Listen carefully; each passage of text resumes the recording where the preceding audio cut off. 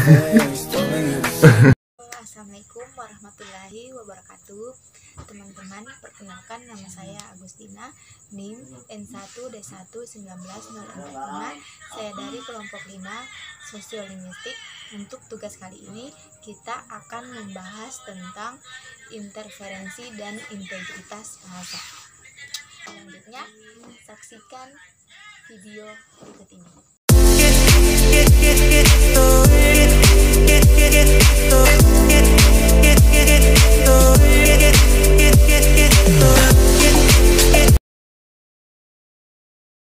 Baiklah, di sini kita akan membahas tentang istilah dan pengertian interferensi.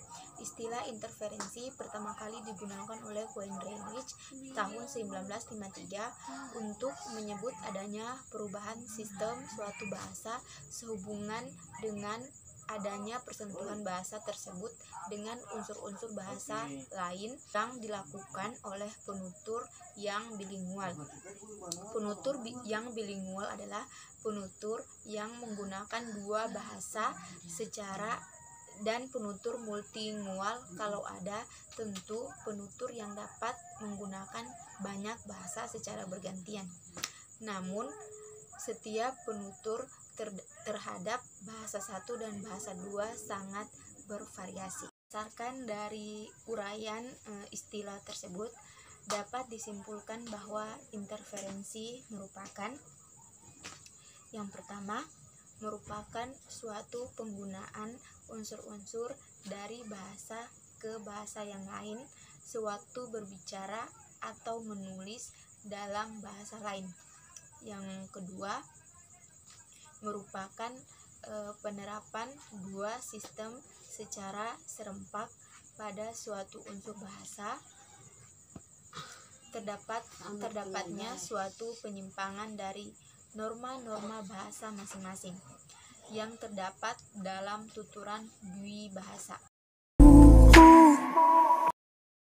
Yang kedua adalah pengertian integritasi.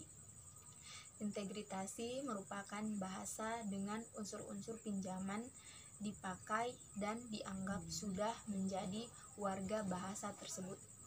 Penerimaan unsur bahasa lain dalam bahasa tertentu sampai menjadi berstatus integrasi memerlukan waktu dan tahap yang relatif panjang. Masyarakat Indonesia yang merupakan masyarakat bilingual atau dwi bahasa, dengan demikian lahirlah masyarakat bahasa yakni dwi bahasawan dan bahkan multi bahasawan. Kita akan melanjut ke sub yang kedua, jenis-jenis interferensi bahasa. Adapun jenis-jenis interferensi bahasa, yang pertama interferensi fonologis. Interferensi dalam fonologis terjadi apabila penutur mengungkapkan kata-kata dari suatu bahasa dengan menyisipkan bunyi-bunyi bahasa dari bahasa lain. Interferensi ini dibedakan ke dalam dua bagian, yakni interferensi fonologis penggunaan huruf dan interferensi fonologis pergantian huruf. Contohnya, selalu dikaitkan ke selalu, adek bisa menjadi adik. Jenis yang kedua, interferensi morfologis. Interferensi morfologis terjadi apabila dalam pembentukan katanya suatu bahasa menyerap afiks-afiks bahasa lain. Penyimpangan struktur ini terjadi kontak bahasa antara bahasa yang sedang diucapkan bahasa Indonesia dengan bahasa lain yang dikuasainya atau bahasa daerah maupun bahasa asing. Contohnya, kepukul, terpukul, menanyai atau bertanya. Jenis yang kedua adalah interferensi sintaksis. Interferensi sintaksis terjadi apabila struktur bahasa lain, bahasa daerah, bahasa asing, dan bahasa gaul digunakan dalam pembentukan kalimat yang digunakan. Penyerapan unsur kalimatnya dapat berupa kata, frasa, dan klausa. Interferensi sintaksis seperti ini tampak jelas pada peristiwa campur kode. Contohnya seperti mereka akan merit minggu depan. Di situ ada percampuran kata bahasa asing. Jenis yang ketiga adalah interferensi semantik. Interferensi dalam semantik atau tata makna.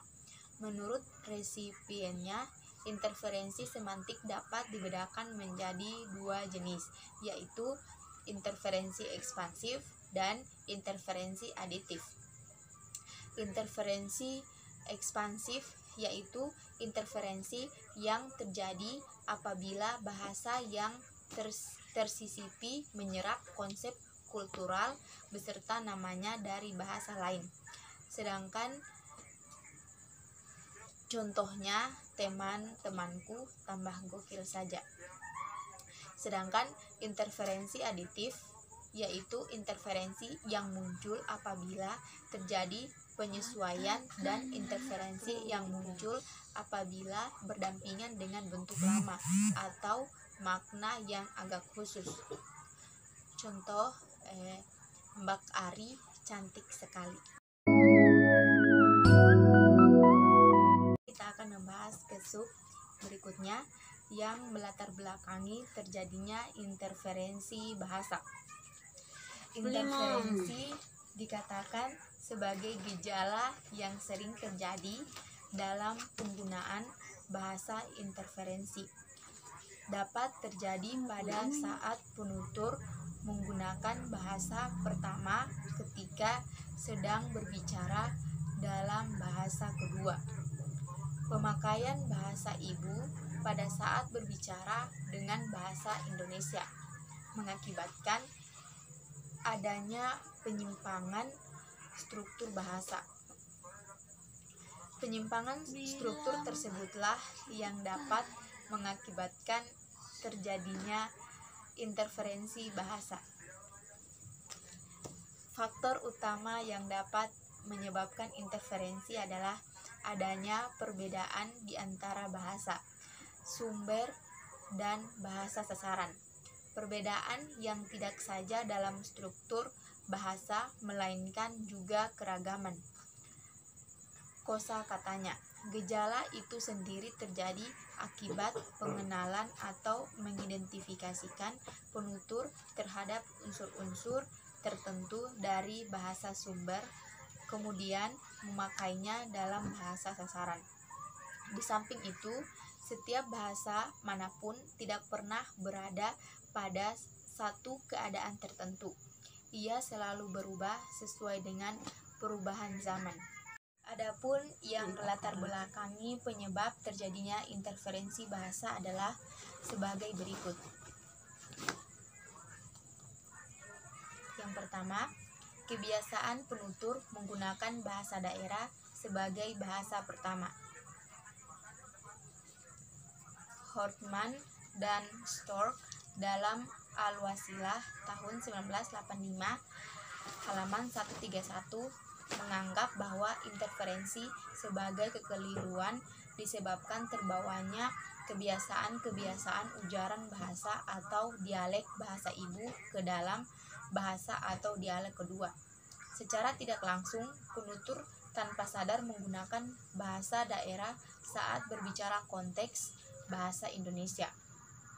Kebiasaan penutur menggunakan bahasa daerah ini dapat dihindari karena sebenarnya kata-kata bahasa ibu yang digunakan oleh seorang wibahasawan sudah ada padanannya dalam bahasa Indonesia.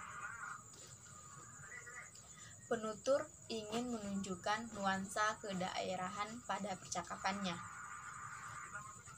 Sebenarnya Hal ini terjadi karena adanya kenyamanan yang dirasa oleh penutur saat menggunakan bahasa daerah. Misalnya, orang yang sama-sama menggunakan bahasa Bugis tentu akan menggunakan bahasa Bugis juga, karena dirasa lebih akrab, dan saat itu tanpa sadar terselip kata-kata dari bahasa Indonesia di dalamnya. Selain faktor-faktor tersebut, menurut Weyrinck tahun 1970 halaman 64-65 ada beberapa faktor yang menyebabkan terjadinya interferensi, antara lain: pertama, kedwibahasaan peserta tutur; kedua, tipisnya kesetiaan pemakai bahasa penerima; yang ketiga, tidak cukupnya kosakata bahasa penerima; yang keempat, menghilangnya kata-kata yang jarang digunakan. Kebutuhan akan sinonim. Prestis bahasa, sumber, dan gaya bahasa. Kita akan berpindah pada penjelasan bentuk-bentuk integrasi bahasa. Integrasi dapat terjadi pada semua bidang linguistik suatu bahasa. Di antaranya, yang pertama, pada bidang kosakata. Misalnya, dalam bahasa Indonesia munculnya kata-kata seperti bendera, jendela, televisi, dan lain-lain yang merupakan integrasi dari bahasa asing, atau kata-kata seperti cewek, cowok, cacingan, dan sebagainya sebagai akibat peristiwa. Integrasi dari bahasa Indonesia. Yang kedua, pada bidang morfologi. Terjadinya peristiwa integrasi pada bidang morfologi dapat dilihat dengan bagaimana sering dipakainya kata-kata kabupaten, praduga, warawiri, dan lain-lain yang berasal dari bahasa daerah. Juga kata-kata diskualifikasi, klasifikasi, dispensasi, interferensi, integrasi, dan sebagainya adalah integrasi dari bahasa asing ke dalam bahasa Indonesia. Yang ketiga, pada bidang fonologi. Pada bidang fonologi, dulunya bahasa Indonesia tidak mengenal fonem F, X, dan S, tetapi kini ketiga fonem itu telah menjadi fonem bahasa Indonesia. Yang keempat, pada bidang sintaksis. Dalam bidang sintaksis dapat kita lihat dalam contoh berikut. Dulunya bahasa Indonesia tidak mengenal struktur. Pamannya si Ivan sakit. Seharusnya paman si Ivan sakit, dan buku itu sudah dibeli oleh saya. Seharusnya buku itu sudah saya beli.